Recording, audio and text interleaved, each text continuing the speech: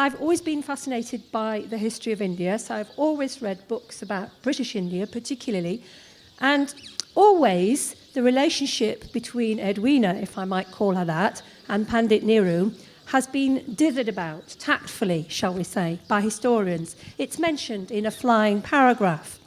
So I became fascinated, kind of obsessed almost, by this relationship that obviously happened, but that people didn't want to talk about. And the more I started to research, the more fascinated I became, because simply it's just the most amazing love story. As a novelist, I was fascinated by the idea of two older people, because they weren't young people when they met. Nehru was tipping towards 60, I think. Edwina was in her 50s. So we weren't talking about teenagers falling in love. We're talking about mature people with complex histories, complex backgrounds. Panditji spent years locked up in English jail. There's a whole Romeo and Juliet aspect, or Antony and Cleopatra aspect going on. People who are from opposing sides of the fence, if you like, who, despite the political differences, were the greatest of friends. That fascinated me. So it was an obsession and a fascination with the story. What comes out, this is a novel, incidentally, and it's a novel about Edwina told through the eyes of her close companion,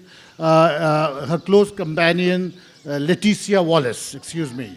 Now, what comes across very clearly in the beginning is that when Mountbatten is appointed or going to be appointed as Viceroy, Edwina comes to Leticia and says, please come with me to India.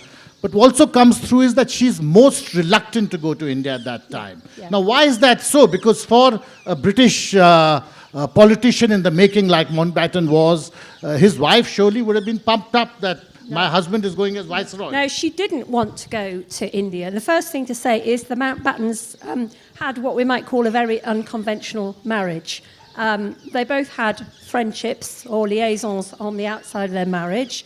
All sorts of things have been said about their marriage, rumours whether they're true or not, but the fact is their marriage was in difficulties. Their marriage was not in a good state in the winter of 1947 when Attlee and the King asked Mountbatten if he would take up the post of Viceroy.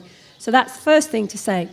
Second thing to say is Edwina started her life, she was a rich lady, a playgirl, if we want, a socialite. And she really was a bit of a wild thing, and she didn't have much purpose in her life till the war came along. Then she suddenly found a role for herself, working in the Red Cross and the St. John's Ambulance Brigade.